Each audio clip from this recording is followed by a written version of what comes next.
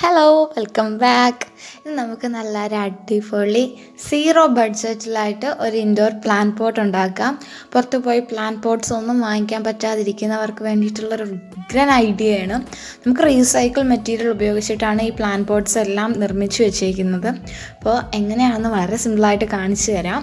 അപ്പോൾ ഉപയോഗശൂന്യമായിട്ടുള്ള ജീൻസ് നമ്മൾ ഷോർട്ട്സ് ആക്കി മാറ്റാനോ അങ്ങനെ എന്തിനെങ്കിലുമൊക്കെ മാറ്റി വെച്ചേക്കുന്ന ജീൻസ് ഇതുപോലെ കട്ട് ചെയ്തെടുക്കുക. പോട്ടിന് എത്ര നീളം വേണോ അതനുസരിച്ച് കട്ട് ചെയ്തെടുക്കാം. അപ്പോൾ ഞാനിപ്പം ജീൻസിൻ്റെ മെറ്റീരിയലാണ് എടുത്തേക്കുന്നത്. അപ്പോൾ അതിനകത്തുനിന്ന് ഒരു ലെഗ് പീസാണ് ഇപ്പോൾ ഈ കാണിക്കുന്നത്. അപ്പോൾ ഇതിൻ്റെ ഈ ഒരു പാർട്ടല്ല നമുക്ക് വേണ്ടത്, മറ്റേ പാർട്ടിൽ നമ്മൾ റബ്ബർ ബാൻഡ് ഇട്ടിട്ടാണ് പോട്ട് ശരിയാക്കി എടുക്കുന്നത്.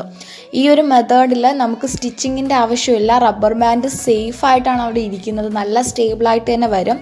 നിങ്ങൾ ഉദ്ദേശിക്കുന്ന കണക്ക് പൊട്ടിപ്പോയിട്ട് അല്ലെങ്കിൽ നശിച്ചു പോയിട്ട് പോട്ട് ശരിയാവാതെ വരുമോ അങ്ങനെ ഒന്നും പേടിക്കേണ്ട കാര്യമില്ല. 100% സേഫാണ്. ഇത് ജസ്റ്റ് ഒന്ന് ചുരുട്ടി ഇതിനൊക്കെ ഒന്ന് റബ്ബർ ബാൻഡ് ഇട്ട് കൊടുക്കുക. ഇനി ഇത് തിരിച്ചെടുക്കാം. അപ്പോൾ ഇത് കറക്റ്റായിട്ട് നമുക്ക് ആ ഒരു പോട്ടിൻ്റെ ഷേപ്പിന് കിട്ടും. പോട്ടിൻ്റെ ലെങ്ത് അനുസരിച്ച് നമുക്കിത് മടക്കിയോ തിരിച്ചോ ഒക്കെ വെക്കാം.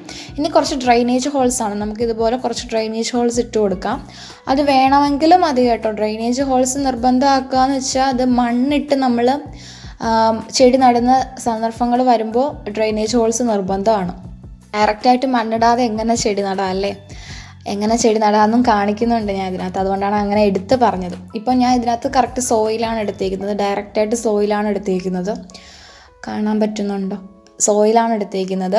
ഇപ്പോൾ ഇതൊരു ജീൻസിൻ്റെ മെറ്റീരിയൽ അല്ലേ, ഇതിനല്ലാത്ത സാധാരണ നമുക്ക് ഈ യൂണിഫോം പാൻസ് ഇല്ലേ, അതൊക്കെ വെച്ചിട്ടും ഇതേ മെത്തേഡിൽ തന്നെ ചെയ്തെടുക്കാൻ പറ്റും.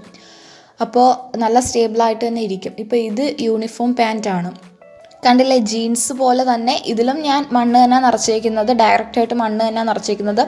നല്ല സ്റ്റേബിൾ തന്നെയാണ്, നല്ല രീതിക്ക് തന്നെ അതവിടെ ഇരുന്നോളും. പ്രത്യേകിച്ച് ഒരു കെയറിൻ്റെ ആവശ്യമില്ല, നമുക്കൊന്ന് ചാരി വെക്കേണ്ടതൊന്നുമില്ല. കറക്റ്റ് ആ ഒരു സ്ക്വയർ ഷേപ്പിൽ അതവിടെ ഇരുന്നോളും. പിന്നെ നമുക്ക് ഇതുപോലെ ഒന്ന് ചുരുട്ടി വെച്ച് കൊടുക്കുകയാണെങ്കിൽ കുറേ കൂടെ ഭംഗി കൂടുതലാണ്. ഇനി ഡയറക്റ്റായിട്ട് മണ്ണ് നിറയ്ക്കാതെ എങ്ങനെ നമുക്ക് ഈ പോട്ട് ചെയ്യാമെന്നുള്ളത് കാണിച്ചു തരാം.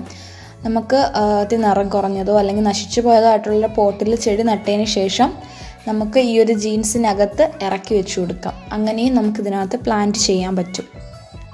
അപ്പോൾ അതേ ഇതുപോലെ ആ ഒരു പോട്ട് ജീൻസിനകത്തേക്ക് ആക്കി ഇതുപോലെ ഒന്ന് മടക്കി വെച്ചിട്ടുണ്ട്.